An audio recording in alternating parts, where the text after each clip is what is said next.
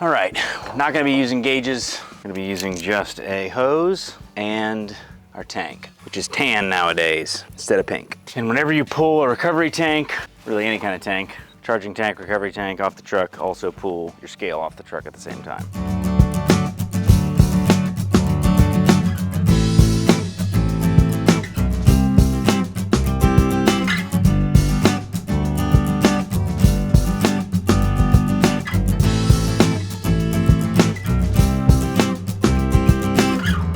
All right, so in this video, we're going to set the charge using Subcool on a 2-stage TXV system. Now, in addition to that, this is a system that we just installed, we got it running, but now I wanna go through and dial in the Subcool. I know the line set's a little bit longer than the factory specified length, and so I know we're gonna need to weigh a little charge in, but I'm not exactly sure the true length because it's a pre-existing line set. But I wanna go step by step through the process. I'm actually gonna use a couple different tools just so I can show you an old school way of doing it, actually using an analog gauge, as well as some digital field piece job length probes. So here we go. All right, just for some basics review before we get started, this system is a heat pump, but currently we're going to be charging it in cooling mode, which is the preferred way. Our current outdoor temperatures are about 78 degrees in the shade, which I'll measure here shortly with a thermometer. But this is our suction line going back to our compressor. If this were in heat pump mode, in heat mode, this would actually become the discharge line. A lot of people just call this the vapor line as a more generic name because it is vapor, whether it's in heat mode or in air conditioning mode. But this is where we're going to actually add refrigerant in while it's running because the system already has charge in it. This is what we call true suction or common suction or always suction. This remains the suction port whether it's in heat mode or in cool mode. So if you're in heat mode, this is where you would connect your low side gauge. And then in cooling mode, this is your liquid line. You wouldn't want to use this port in heat mode because this port's actually past the heat mode orifice. This is a piston orifice. In cooling mode, it's being bypassed, so the liquid's going this direction towards the evaporator. But in heating mode, the flow goes the opposite direction and is restricted right here, making this reading kind of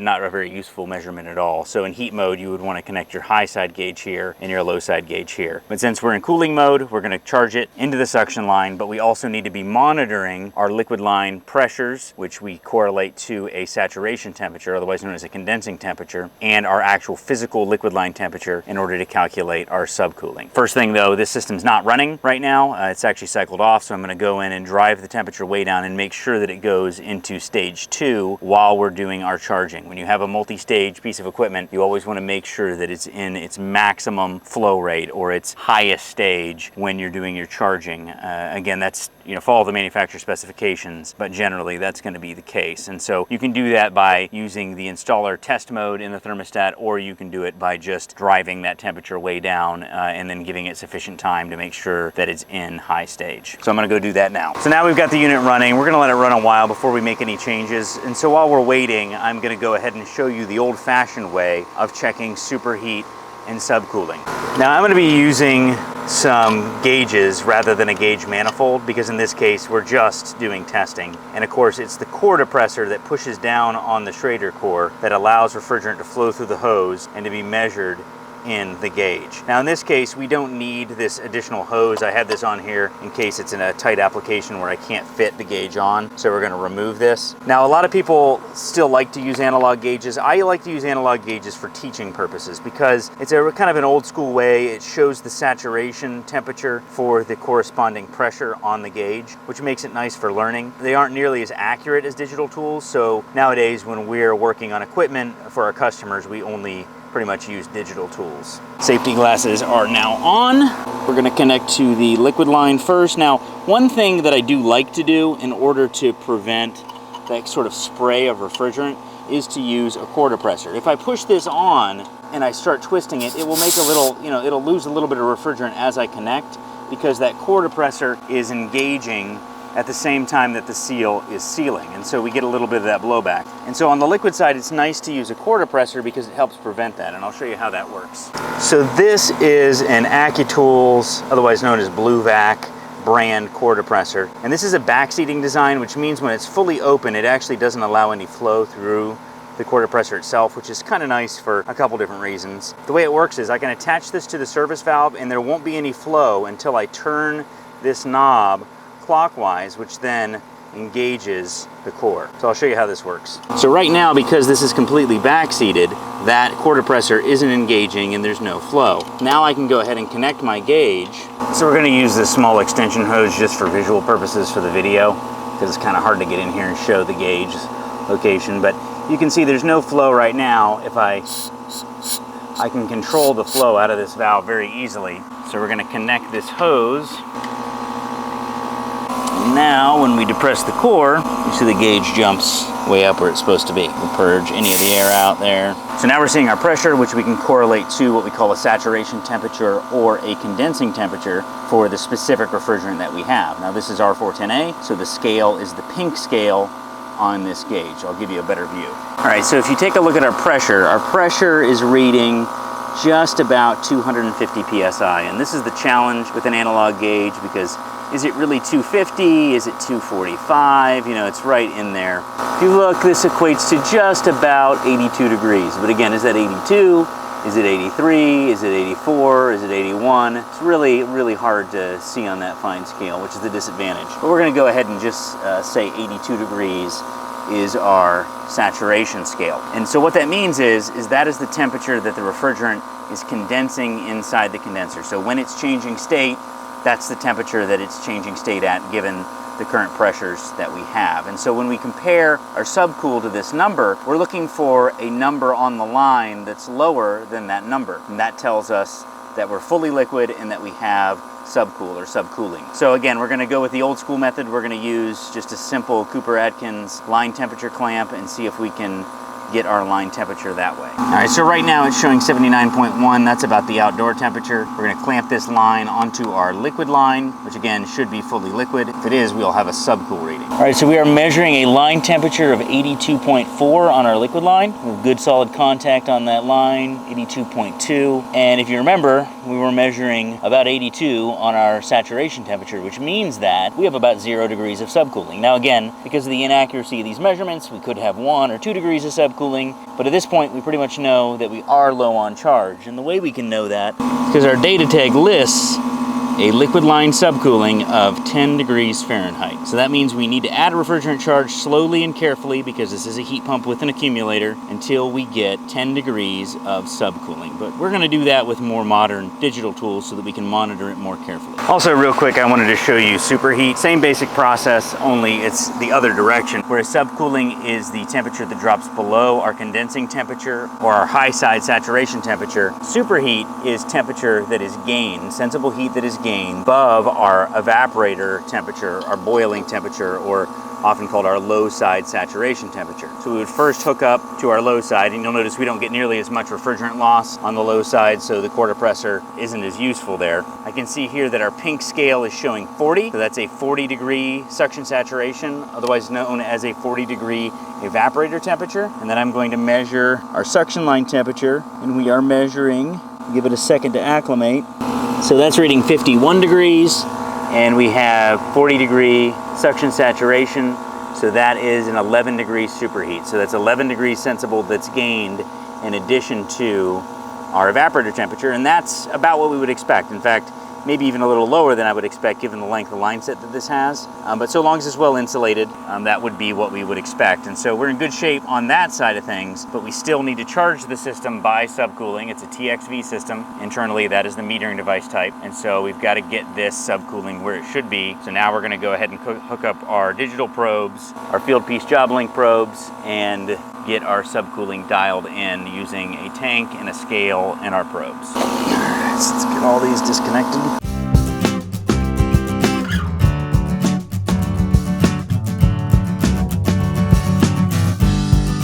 Now in the job link probes, you can change them either from suction or liquid, and you'll see the indicator here. So this one here I have set as my liquid side, and this one here I have set as my suction side. You can see it's got the little blue flag there. Just hold down the buttons in order to get them to come on, and they'll light up with a green light. Actually, have to zero them out first. All right, so you can see that my high pressure probe is flashing green, battery looks good, but this one's flashing red, so I need to replace the batteries. Real easy to do, just need to grab some batteries real quick and we'll be right back. All right, so I just got some AAA batteries. So we go into the probe manager and measure quick. I'm gonna go ahead and zero these both out. to atmosphere. So you can see it's successfully zeroed. The other one is already successfully zeroed, so we're good to go to connect now. Let's just make sure that we have an accurate measurement every time. Now again, on the high side, because I have the quarter pressure, I've got to go ahead and give this a twist in order to measure the pressures. And then if I check on my probe manager, I can check and make sure that I am measuring my pressures as I should, and I am. So now we're ready to go ahead and profile the equipment using MeasureQuick. All right, so my next step is to go ahead and connect my clamps. Same thing with my clamps. One has the blue for suction, the other has the red for the liquid side. And all I've got to do in order to get these working, same thing, push the button down until we get a flashing green light. It'll make the beeping sound. These are the rapid rail clamps. So blue here, and then liquid here. All right, batteries are good on both of these. We're measuring as we would expect. We need to reset the mappings on these because the liquid line is they're mix matched, just how I had them set originally. Now I have this one set to liquid line temperature because it's higher temperature. I have this one set to suction line temperature, so we're good to go there. And then our high pressure is our high pressure, low pressure is our low pressure, so that's good. I'm gonna take my indoor probe, my induct cycrometers, I'm gonna position them inside and the return and the supply. And then we also need to get an accurate outdoor temperature, which I'm just gonna use a pocket thermometer and stick it out here. Or actually I could use the back side of my Cooper here. The Cooper actually has a probe thermometer. Now again, a lot of people will tell you this isn't the best air thermometer that there is, and that's true. It'd be better if you had another one of these that you could stick out here. My set though, I only have two in my current set, so we're just gonna use this to measure outdoor temperature. And it is currently showing about 81 degrees, but we'll kind of let it sit out here in the shade where it's not being affected by anything else. See what we get. Yeah, we're getting right at about 81 degrees. So I'm gonna go put these in the ducts. I'll be right back. All right, so now we're looking through all of the different measurements that are coming in the toolbox. We've got liquid line temperature, suction line temperature, low pressure, high pressure, supply air, and return air. So now we're ready to go ahead and set up our system info. So we need to tell the program a little bit about the system. This is a 2-ton heat pump. So we're gonna go 2 tons, 24,000. Now these are all nominal ratings. If you wanted to get really specific, you would have to put in the extended performance information, but we're gonna use just sort of general information. This is a high efficiency evaporator coil, meaning that it's a larger evaporator coil than the tonnage match. Carrier does that a lot, and it is a rated match. Our subcooling is rated at 10 degrees, so you see that, so we're good. Total external static, 0.5, that's correct. Factory charge, let's go ahead and do this. Put our factory charge in 13 pounds. 13 pounds, almost right on the dot. There's like a 1/10 of an ounce, but we're not gonna worry about that. We're not gonna put in the extended performance ratings. So that all looks as it should. Gonna hit submit. All right, TXV R410A, 350 CFM per ton. You can see up here on the screen, it's showing that it's unstable right now. System's not stable. Please wait until system stability is achieved. Now it may not get stable because of my low subcooling. But let's go ahead and enter our outdoor temperature, because I think I forgot to do that. So let's go into our outdoor measurements. I'm gonna scroll over here to outdoor measurements, put in our outdoor air temperature, which currently we're measuring 78 degrees. I'm actually measuring it with 2 thermometers now.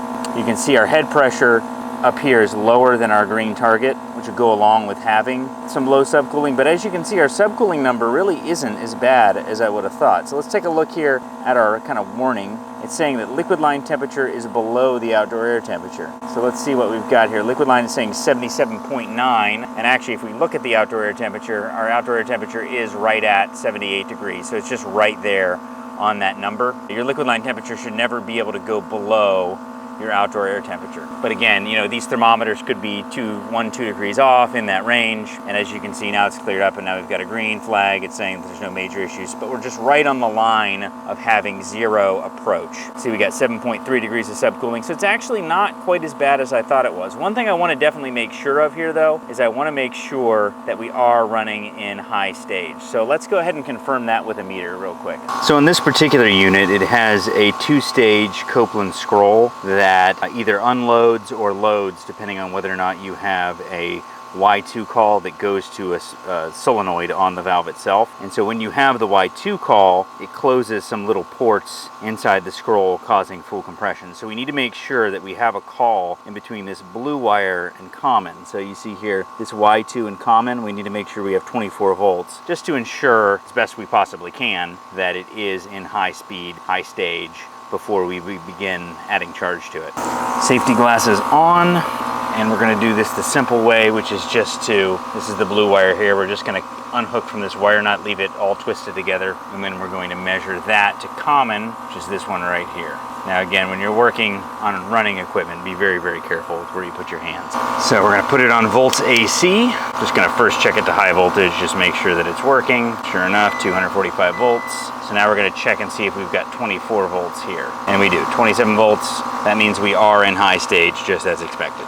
Again, to the best of our knowledge, I'm not gonna actually go in, test the solenoid itself, but at this point, I have every reason to believe that this compressor is running fully loaded, the highest mass flow rate, highest compression that it's gonna operate at. Conclusion we're coming to is that the subcooling is just a smidge low, but just a smidge. So at most we should probably add a couple ounces. This is only a 2-ton system, and so we will begin to add a little bit of refrigerant to this in order to get our subcooling closer to 10. But really, plus or minus 3 degrees is within the acceptable range on this, so we wouldn't even really have to add any. But again, this video was to show adding refrigerant charge, so that's what we're gonna do here, but only a tiny amount, and this is where a scale comes in really handy, because we definitely wouldn't want to overdo this, especially since this unit is a heat pump with an accumulator, and that means that it takes a little while for the system to respond when you add refrigerant charge.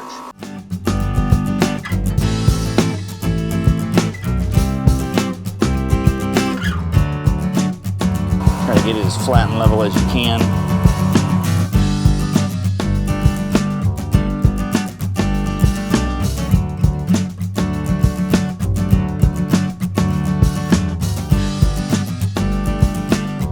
And one thing we definitely are going to do is we're going to add in this little charging tool that will prevent, it just has a tiny orifice in there, which will prevent us from slugging the compressor. Because with R410A, you're really supposed to charge it by a liquid, which means the tank upside down. And so that is what we're going to do. It'll also help us meter it in a little bit more slowly, because I don't use a manifold, I just use this ball valve on the actual hose. It's just going to ensure that we get the refrigerant charge in nice and slow. All right, so the first thing I'm gonna do, put it on the tank, and I'm gonna get this hose purged out. Just gonna do it with some vapor, just make sure the hose is all purged. Then once I get the tank open, then I'm gonna flip it upside down. Now I need to take this off so that I can attach my T-assembly here, which I just leave on my charging hose. And then again, I'm just gonna purge it just a little bit before I thread it on all the way, just to make sure we don't have any air in the hose. And then I'm gonna put my probe on this side port. So now I've got my little ball valve here, and I can throttle the charge in very slowly via this ball valve. And it will go in very, very slowly. Now, first I'm gonna zero my scale so I can actually see how much I'm putting in. My scale is now zeroed out. I'll just leave this set up here, and I'll show it to you periodically. I always forget it has this nice magnet that flips up on this particular scale. So now it's all zeroed out. I can just throttle it in really carefully, and I can see how much is going in. So far I've put in 2 ounces. I'm gonna start by putting in something like 3 ounces, maybe 4 ounces. Again, it's a very small system. It's got a large condenser, but it's a small system. I'm just gonna let it stabilize, see what we get here in a minute or so. I'm gonna do everything very slowly to make sure that I don't result in an overcharge. All right, so I've given it good long run time, literally only added 3 ounces total, and we are now at 8.6 degrees of subcooling. It was actually just up at 9 a second ago. So I'm gonna add just a little bit more here, but I'm not gonna bore you with watching all of it. You can see our subcooling is coming up. Our target is to get to 10, and so we're already well within the sort of acceptable range. I'm gonna go ahead and put in 4.75 ounces is what I've got in now. But you see, and this is kind of what I wanted to show you, you really have to do this slowly, you really have to do this carefully. For those of you who are concerned about the low head pressure on this, because that's something that some of you may point out, suction pressure is right on, but our head pressure is low. This is a massive condenser coil for the tonnage. This is a 2-ton, and it's just a gigantic condenser coil. It's just the way this particular unit's made, which is also why the approach is low on it. So if you look here, our approach is showing 0. And again, that's just an inequity between how we're measuring our outdoor air temperature and our liquid line temperature. But essentially, our liquid line temperature is the same as our outdoor air temperature, which can only happen when you have a really large condenser. And again, it can't get exactly the same, but you can see now we're showing 0.2 degrees approach. Very, very low approach. It's a high efficiency system, about as big of a condenser as you're gonna see on a 2-ton system. And you can see now we've got the green flag. We're in good good range as far as measure quick is concerned. I'm gonna let it run a little bit more and get it dialed in right at 10 degrees of subcool. But key thing here is when you're adding charge, add it slowly. When you're charging with liquid, it's a really good idea to use that charging tool to make sure you're not overdoing it and to make sure you're not slugging the system. Again, if you're charging a system that is completely absent of charge, charging it in the liquid line, pure liquid, is a strategy that's often used in order to get more refrigerant in more quickly, and that's fine. But when you're charging a running system, when you're just making fine adjustments, that's where that charging tool, and always use a scale. That's a really big thing. Always use a scale to make sure you're not overdoing it. But you can see the manifoldless application is actually pretty easy to do. I'm just going to do a quick run through of the data on screen here. So everything here is in the green. Our liquid line temperature is a little low, like it mentioned, because we have a really big condenser that's also driving down our compression ratio. If we take a look at our capacity, let's go over here. We're in the green as far as our capacity goes. Our total capacity is 22,900, which is when it's adjusted for the current conditions, we're in the green, well in the green from a capacity standpoint. I didn't do the EER or anything like that. Our sensible heat ratio is nice and low, which means we're still pulling a lot of moisture. So everything on this piece of equipment looks how I want it to look in terms of measurements, and the only thing we see kind of jumping around is associated with that low liquid line temperature and low head pressure due to that really big coil. But main thing is subcooling right now is at 8.2. Like I said, I'll get it up a little bit more, but plus or minus 3 degrees on our subcooling is sort of in that acceptable range that we would list. You can see we're in the green, so we're in pretty good shape there. All right, so basic lessons here. Subcooling and superheat. Subcooling is the temperature of your liquid line below saturation. Superheat is the temperature of your suction line physically above your suction saturation. We showed all that in the beginning of the video. When you're charging a system, especially when you're already really close, you want to put it in ounces at a time, not pounds at a time, and wait for it to adjust. Always use a scale. If you're charging a blended refrigerant like R410A, you're supposed to charge that as a liquid, but use a charging tool to make sure that you're not slugging that compressor and that it's going in nice and slowly. And digital tools are more accurate than analogs. That's another thing that we showed. Got to give it long enough runtime. Using your 6 standard probes, your 2 line temperature probes, your 2 pressure transducers, and your 2 induct psychrometers really helps you get an accurate look at how that equipment's running so that you can know that it's doing exactly what it's supposed to do, even from a delivered capacity standpoint. Hopefully you found that helpful. We'll catch you on the next video.